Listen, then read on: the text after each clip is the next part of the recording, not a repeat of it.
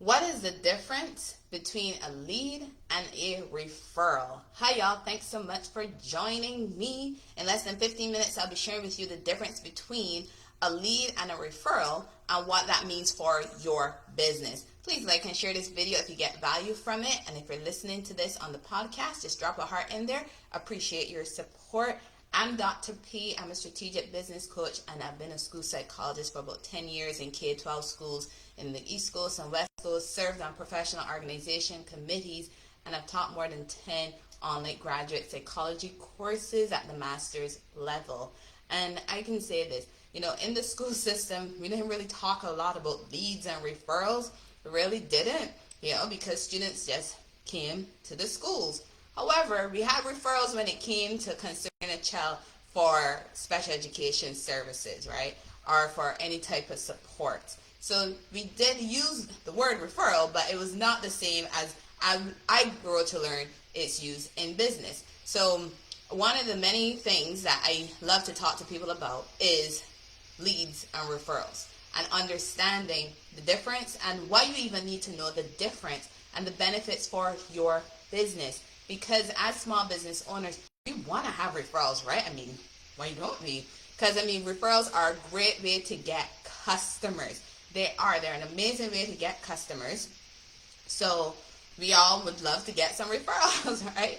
And one of the many benefits, if you are not familiar with peer advisory boards, one of the many benefits of being a member of a peer advisory board is that you show up every single month. And that helps to increase your visibility among your board members, right?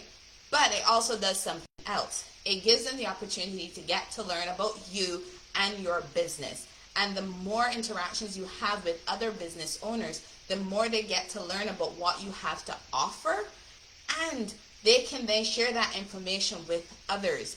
Come on, it's pretty awesome. It's like free marketing, free advertising. Because they get to hear about what you have to offer. They get to learn about your business. So that way, when they're also out and doing their business, if they come across someone who has a problem that you can solve in your business, guess what? You're going to come to mind for them, and they're going to share your information with that person.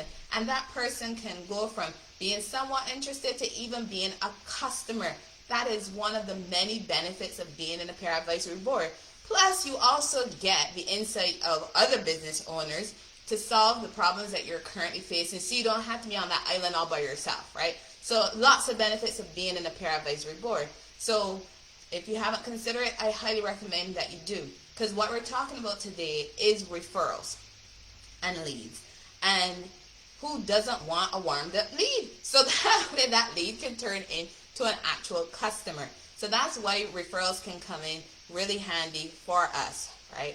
So you have to become familiar, though, with the difference between a referral and a lead, because that's what we need to understand as business owners. And also know this: don't think just because you told somebody about your business that they're then going to be able to be like, yes, let's go and tell everybody about it, because it doesn't work like that. Just like everything else, there is a process that you have to be engaged in, and you also have to give and take. So don't be joining networking groups. Don't be joining networking groups and peer advisory boards just so you can get customers. That's not what it's about. It's about building connections and building relationships. Because with referral marketing, this is a strategy where you can be using it or attempting to using it, but you're not understanding how or what you're doing with it. So let me share some definitions of this just to help wrap your mind around this. So Business to Community has an article from 2019 where they define referral marketing as a strategy to encourage passionate customers and advocates to directly refer their network to your business. That's one. eTrove described referrals as a quick and a cost-effective means to drive customers to businesses. And that might be more of what you've been hearing about the reason for referrals. It is driving customers to your business. Who doesn't want that? Because we all want customers so our businesses can continue growing. So simply put, a referral happens when one person recommends your business to someone else.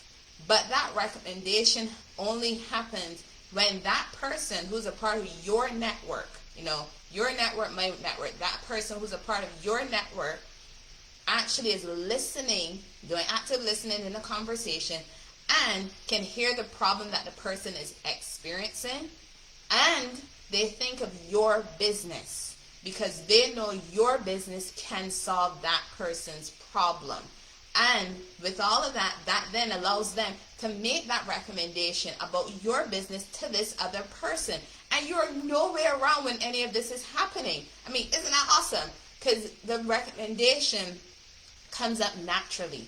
Because remember, the person doing the recommendation is a part of your network. They're having a conversation with somebody else.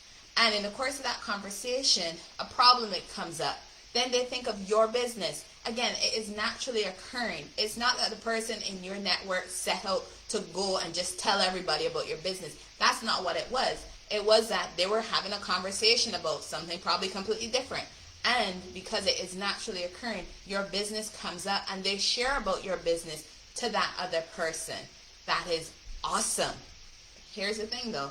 That's not the same thing as a lead, is it? Because a lead is someone who's interested in your business. A lead can come from any source with any qualifier. But for a lead to connect to a business, there doesn't have to be a referral. They can just be interested, right? So there's a difference between the lead and the referral. Remember that a referral is based on the opportunity to do business with someone else.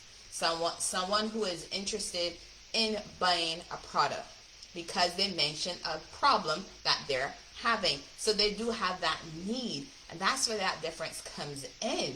So hope this is starting to make sense, because as a business owner though, there is a catch to the referrals. There is a catch. Yeah, I know you're probably like, I knew it, there was a catch. Here's the catch. You have to do some work in order to benefit from such a referral system. And by that I mean cultivate and build relationships with others in your network. So that way you actually become in the forefront when somebody mentions a problem that is attached to the solutions that you provide.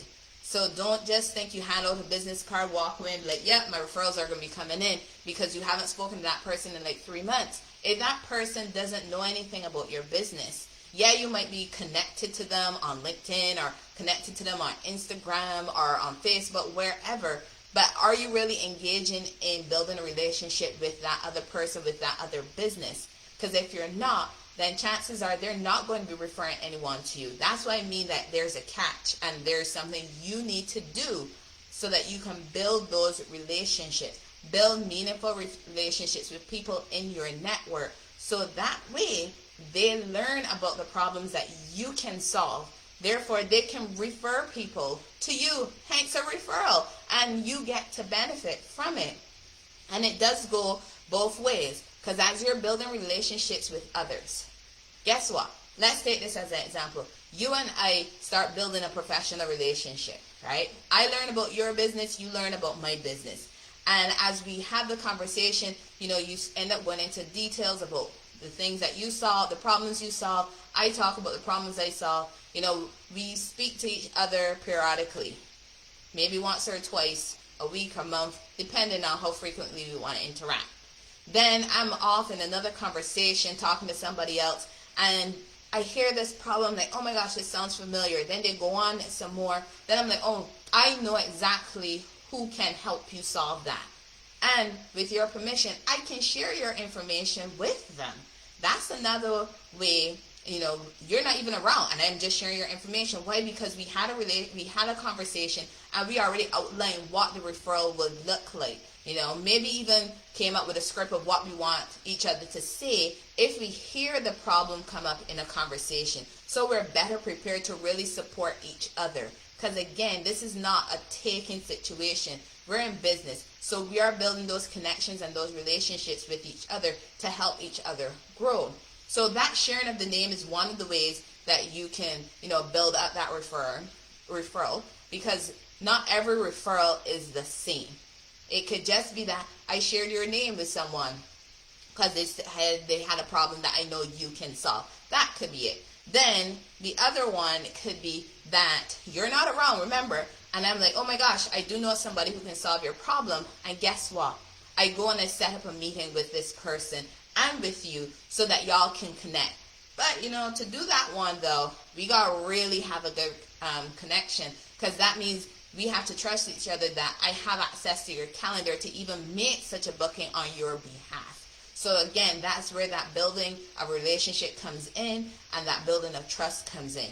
Then the third one could be that I listened to this person's problem so well that I was able to explain to them what your business does, and they're ready to just hand over their credit card information and make that purchase.